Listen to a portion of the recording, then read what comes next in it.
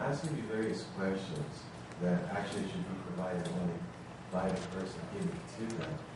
And this is actually for city administrator. I was asked a question that if I was elected for city council, if I would actually fire, his word, fire the city administrator and the city attorney. Now, for that question to come out from that individual, from that reporter, Mr. Randy Economy, had to be coming out from this office, or from this part of the administration. In any event, I would like to actually ask the city if I can obtain a report and how much money or tax dollars are actually being funded for this newspaper. I think the community should know the amount, total dollars that are being spent for this newspaper. Thank you.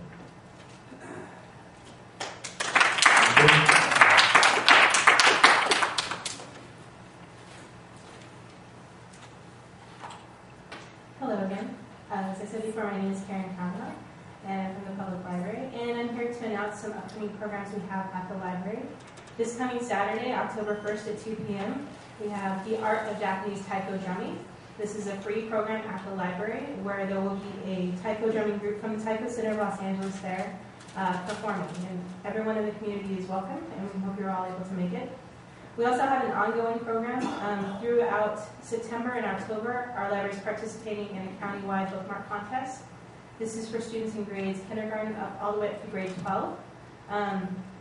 The entries can be obtained at the library. We've also passed them out at the local schools, but anyone who wants to get a copy for their child can pick them up at the local library and turn them in there as well.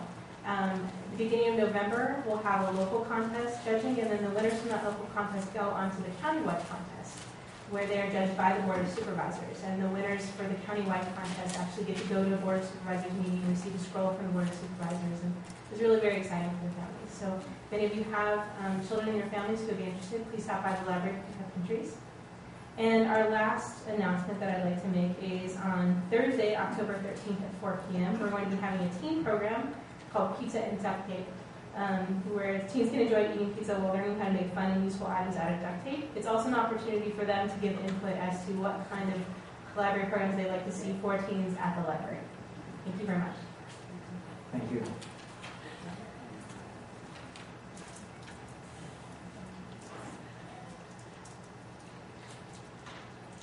Okay, seeing no one else, we'll close the public comments. At this time, I'll ask if anyone else wants to respond to anything that was said.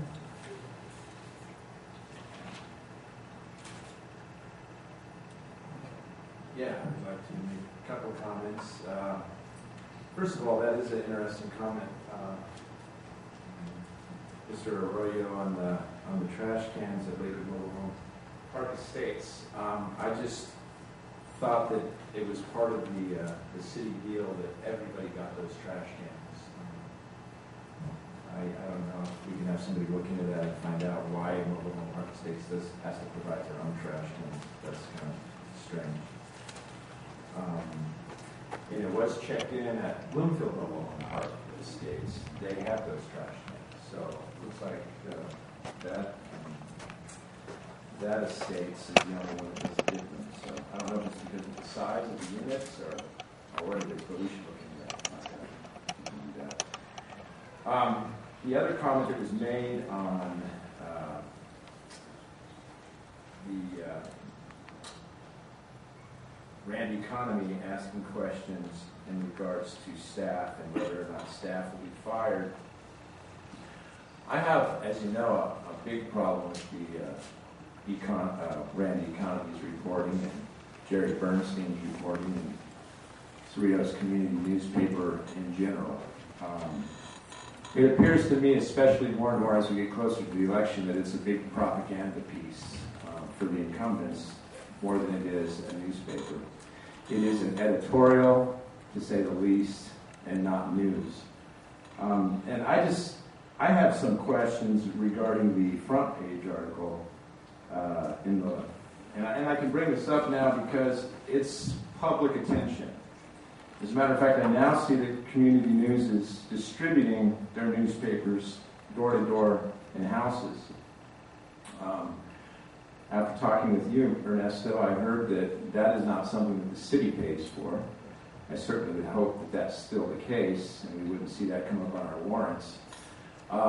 But that is a problem. Not that a newspaper wants to do that, but it's a problem to me that suddenly, now that elections are coming up in full gear, those papers are suddenly being distributed to houses. They are extraordinarily biased and prejudicial, absolutely, to other people that are running against the incumbents. Especially here to Kathy Trammell. Oh, I'm sorry, it's not Trammell. They wrote that in one of their other articles. It's Kathy Trimble. It says right here at the beginning, county records show failure to vote in the last several years. Well, that's just absolutely not true. As a matter of fact, maybe you should go to Kathy Trimble, and it is Trimble, not Trammell. Maybe you should go to her and ask her for documentation that shows that. Or maybe you should provide documentation that shows that, because you don't have it. This is one of those wild card statements that's made just to make a candidate look bad. And your prejudice is obvious towards who you want elected. You know, and you can want all you want, but fair is fair, and your reporting is not, and it is consistently riddled with mistakes and inaccuracies that always go in favor of the incumbents. You said that further review of voting files indicates Trimble has not voted in any election during the past several years. In fact, she has voted in every election. Now, does that mean City of Hawaiian Gardens elections, or does that mean presidential elections? What does that mean? You don't say. You're very vague here on purpose, I'm sure.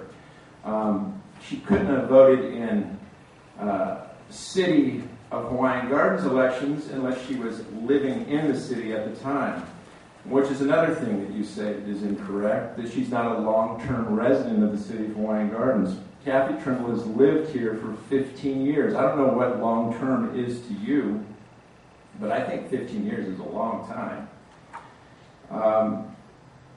And what she says in her literature, and you even state this, is, as a long-time resident of Hawaiian Gardens, my family, husband, and friends have always known me to be of service to our residents. And that is absolutely a factual statement, probably one of the few in your article on her. She has been very involved in this community. Even when she didn't live in the community, she was involved in the community. You need to get your facts right.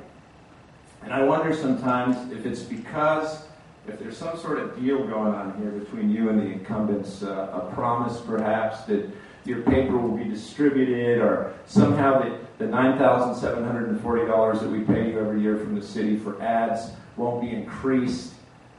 Because I do know that these two have made promises that I'm amazed that they think they can keep. Promises such as were made to the union, where they said that they would give crossing guards full-time benefits if they were supported by the union. That came from union members that were there.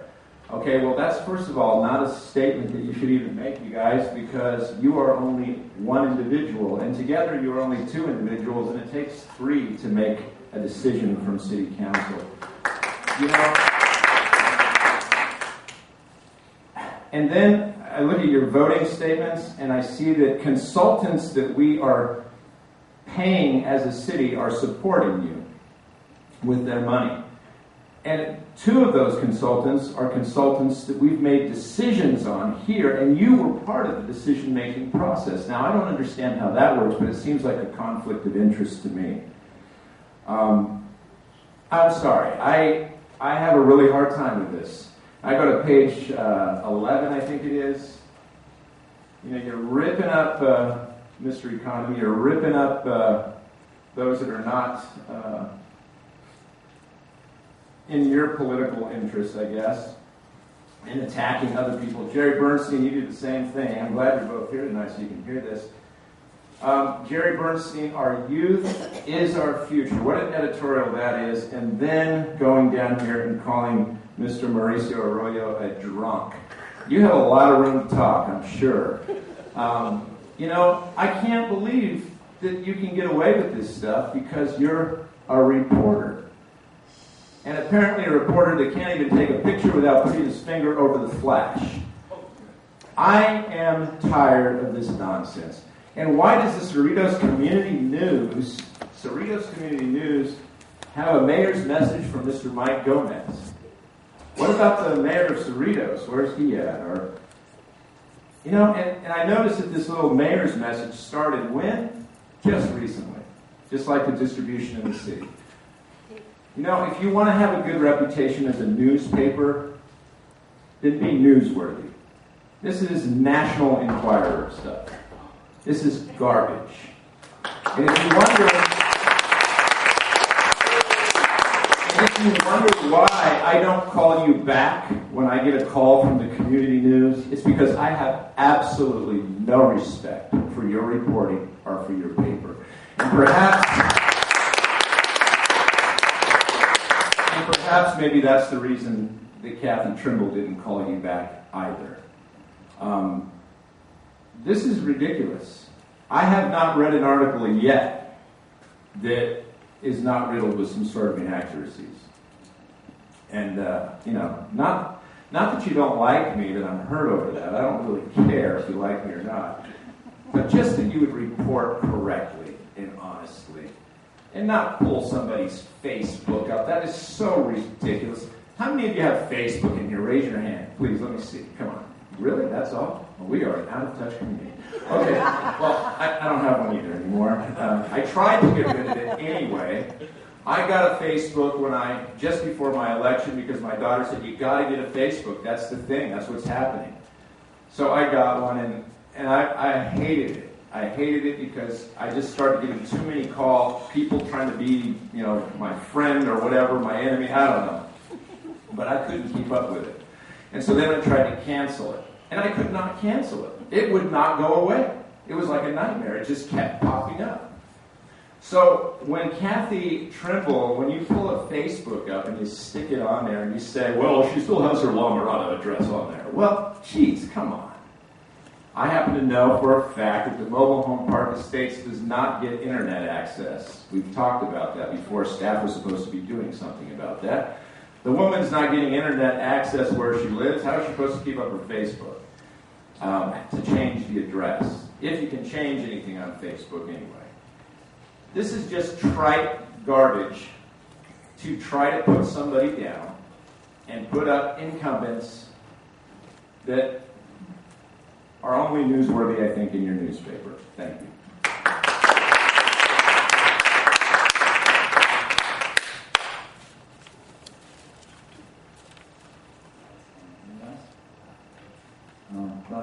You're obviously, well, I'm not going to comment anything. You know, we're here for the business of the city, not the campaign. So that is the business of the city, Mike. When you take advantage of people, I'm talking, not you. Yeah, I have authority. Well, I let you speak. This is city business. We're done. I would like to ask, do we pay for that mayor's column as a city Hawaiian Garden? Okay. I would Who move on pays to for the that? public housing authority meeting. Item number 1, adopt resolution number 2011-013. Pardon me? Oh, I'm sorry.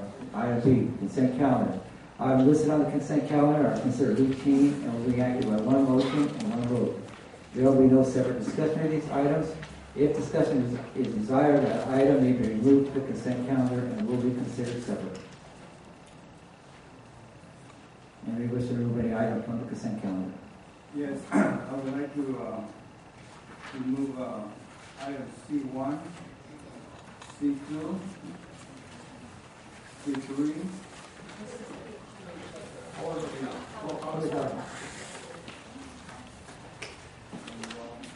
Okay.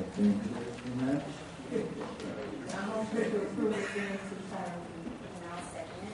I think we have a motion and a second. All in favor? Aye. Motion carried. Okay. Item C, discussion items none. Closed session, there are none. Oral staff reports? No. Council reports? None. Okay, with that, we'll adjourn to the next meeting to be held on Tuesday, October 25th. And now we'll move to the regular city council meeting.